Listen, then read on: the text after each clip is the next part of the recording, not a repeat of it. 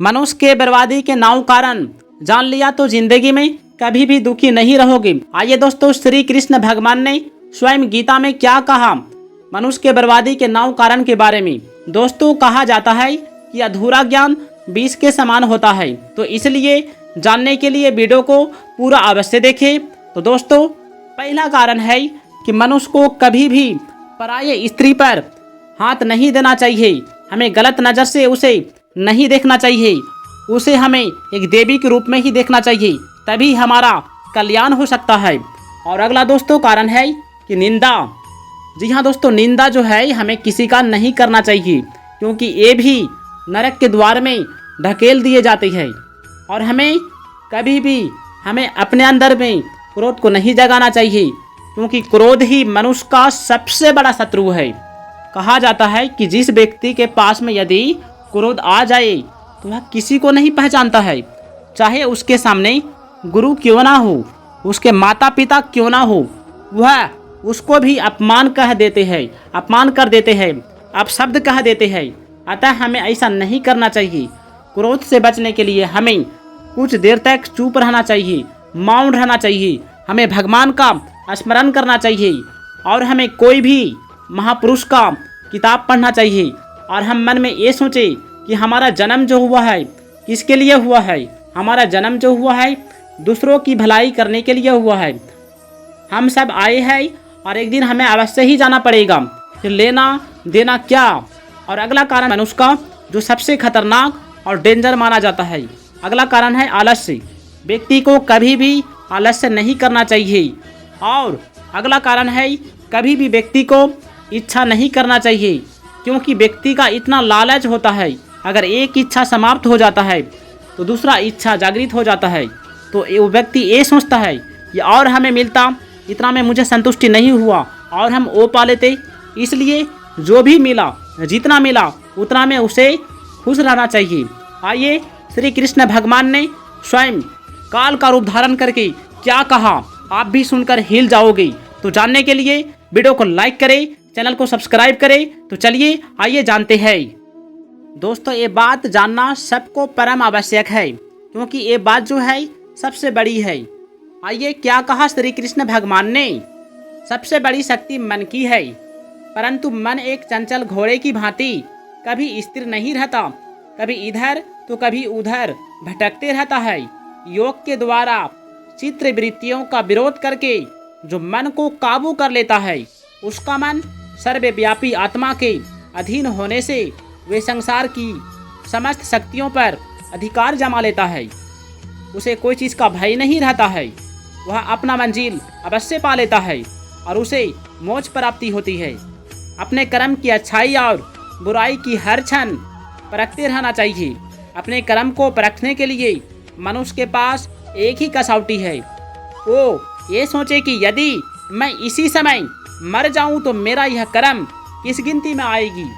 इसलिए यदि कोई भूल हो जाए तो तत्काल सुधार लेना चाहिए। ये कभी ना सोचे कि आज की भूल को कल सुधार लूँगा।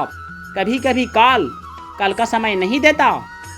कर्म के मार्ग पर चलने के लिए ज्ञान का प्रकाश होना आवश्यक है। यदि ज्ञान का प्रकाश न हो तो अंधकार पूर्ण मार्ग पर धर्म का अंधे की भांति भटक सकता है।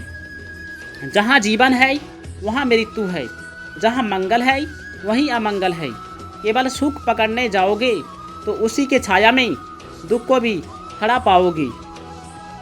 पत्थर पर लिखे अक्षर कभी नहीं मिटते, परंतु पानी में लिखा हुआ शब्द क्षण भर भी नहीं रहता।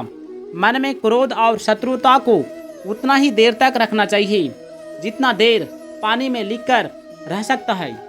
दोस्तों, आइए, जो सबसे बड़ी बात है, जो सबको जानना परम आवश्यक है, धन के अतिरिक्त यदि आप कुछ दे सकते हो तो वो है एक मीठा शब्द और एक प्यार भरी मुस्कान।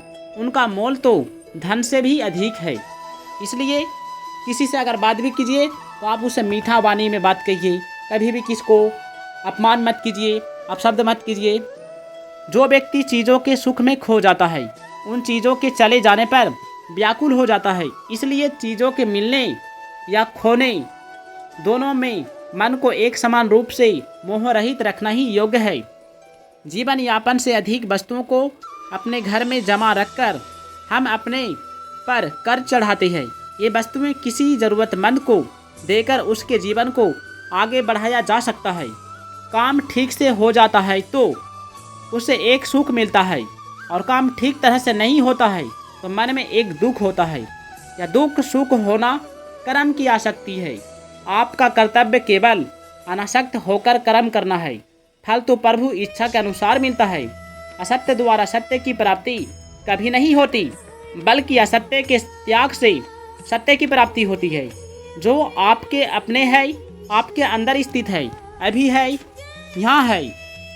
ऐसे परमात्मा को पाने के लिए शरीर, इंद्रियां, मन और बुद्धि की आवश्यकता नहीं होती, क्योंकि जड़ वस्तुओं से संबंध मानना, उनकी आवश्यकता समझना, उनका सहारा लेना ही खास बंधन है। शरीर मैं नहीं, मेरा नहीं और मेरे लिए नहीं, इस सच्चाई पर मनुष्य दृढ़ रहे तो अपने आप से उसका उद्धार हो जाएगा। शरीर बदलता रहता है। शरीर को आप जैसा रखना चाहते हैं वैसा नहीं रहता। जितने दिन रखना चाहे उतने दिन नहीं रख सकती, लेकिन आत्मा वो परिवर्तनशील और शाश्वत है। इसे निर्मल रखकर आसक्ति से बचाया जा सकता है। मनुष्य स्वयं ही अपना बंधु होता है और स्वयं ही अपना मित्र होता है।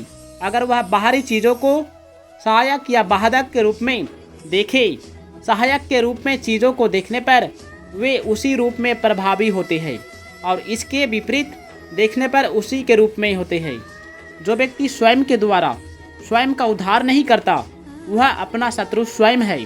अर्थात जो व्यक्ति अच्छे कार्यों द्वारा उन्नति करता है वह उद्धारक होता है। इसके विपरीत बुरे कर्मों को करने वाले अपने साथ साथ समाज का भी विघटन कर देता है। शरीर, इंद्रियां, मन, बुद्धि मनुष्य को असत्य पदार्थों की ओर भटका देते हैं। जो इनका आश्रय नहीं लेता वह अपने आप को जीत लेता है और विकार रहित हो जाता है। दूसरों की सहायता के बिना कोई भी किसी पर जीत प्राप्त नहीं कर सकता, और दूसरों की सहायता लेना ही स्वयं को पराजित करना है। अर्थात स्वयं को पहले पराजित कर ही दूसरों पर विजय पाई जा सकती है। जो अपने लिए दूसरों की थोड़ी सी भी आवश्यकता नहीं समझता वही अपने आप से अपने आप पर विजय प्राप्त करता है। आदमी शरीर, इंद्रियां, मन, बुद्धि को अपना समझकर स्वयं को उनका स्वामी मानता है, परंतु वास्तव में वह उनका गुलाम हो जाता है, जो उनके एक इशारे पर सारे काम करता है। जिसके पास सुख साधनों का अभाव हो उस पर भी वह प्रसन्न रहे तो वही सुखी कहलाता है। दोस्तों, वीडियो में जय श्री कृष्ण अवश्य लिखिए। धन्यवाद।